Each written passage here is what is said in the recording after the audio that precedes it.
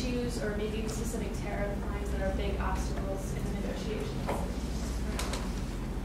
Well, tariffs is an interesting one because, practically speaking, the average tariffs between the U.S. and the EU are relatively low. Obviously, there are some peaks depending on certain sensitive areas, but by and large, we thought that this would be, but for a very narrow segment, a relatively easy area for the negotiations.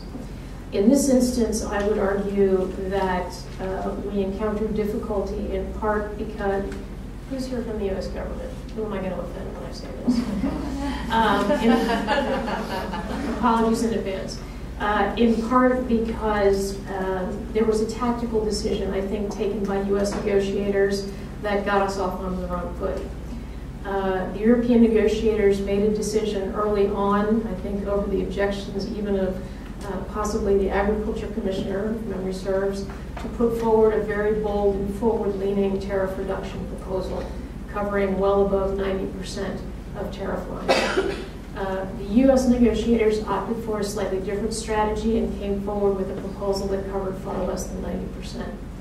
As a result of that, we sort of set back the negotiations almost from the outset, when in fact we could have made significant progress right up front by demonstrating a good faith effort on both sides to really move ahead aggressively with these negotiations.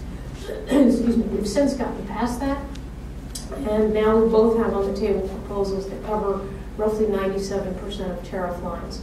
That which is outstanding tends to be that which is most politically sensitive, and in this town and also in Europe, that means agriculture. So I'm not going to be able to give you chapter and line, tariff code by tariff code, what we're talking about, but agriculture writ large, I would argue, is perhaps the most sensitive.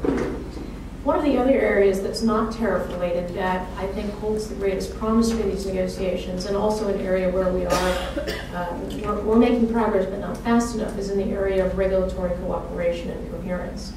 Because the U.S. and Europe already have such a deep and broad trade and investment relationship, when you're looking for opportunities to really deepen those connections, one of the most significant places to look, at least in terms of costs that are incurred by businesses on both sides of the Atlantic, has to do with the regulatory divergence that exists between the two economies. In other words, both economies might seek to regulate a product in order to achieve a particular level of safety, but the ways in which we go about regulating that product and testing for that level of safety is different.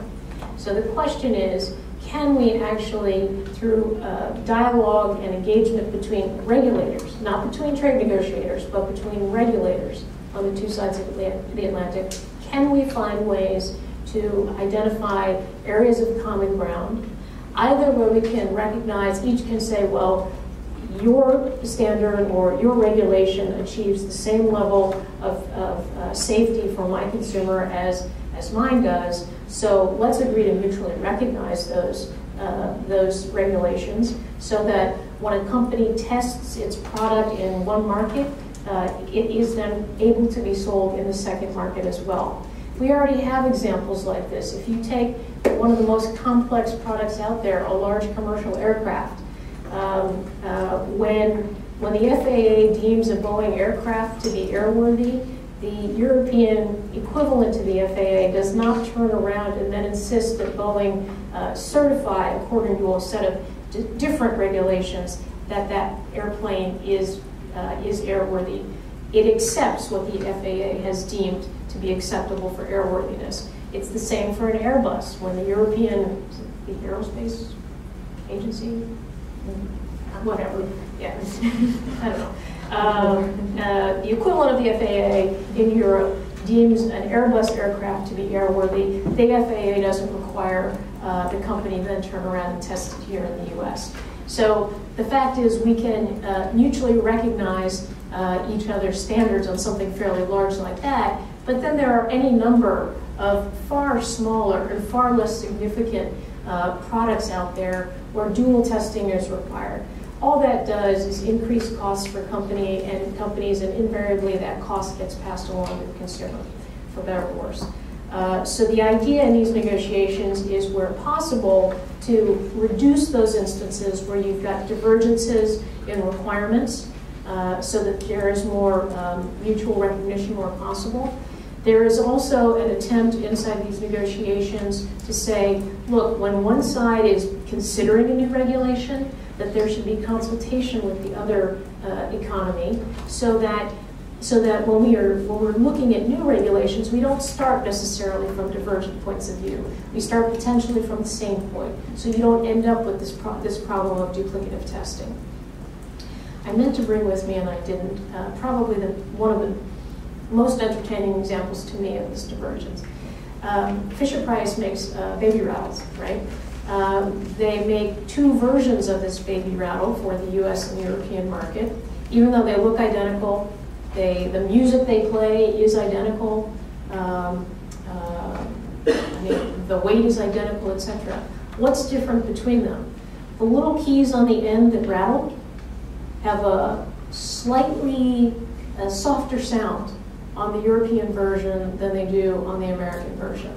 Now, whether this is because European babies' ears are more sensitive or European parents are more annoyed by the rattles than American parents, it's hard to know. But the point is, relatively speaking, is the difference that dramatic that it requires the company to make two versions of basically the exact same product for two different markets?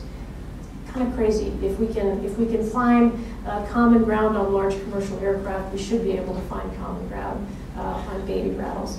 One of the things we are doing in these negotiations is looking sector by sector.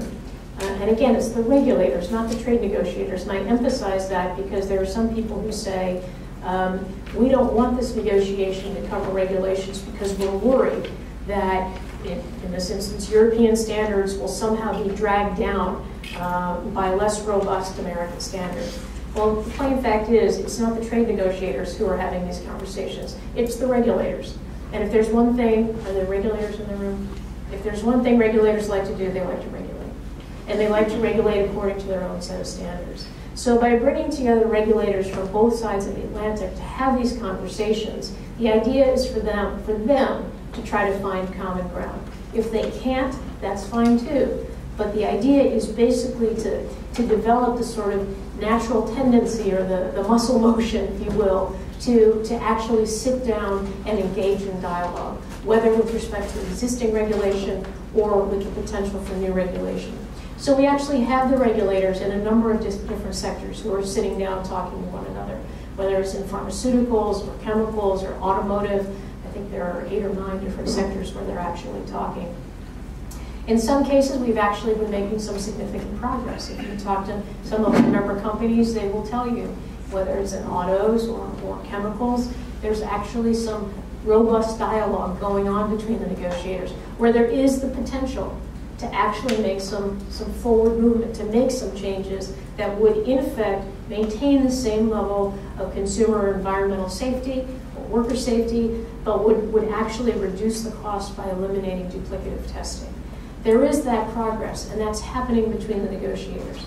The question for some is whether those conversations can continue even if the negotiations move along at a slower pace. I would argue that they can and they should, because these kinds of conversations were going on even before these negotiations began. And frankly, this is an area where significant progress can still be made.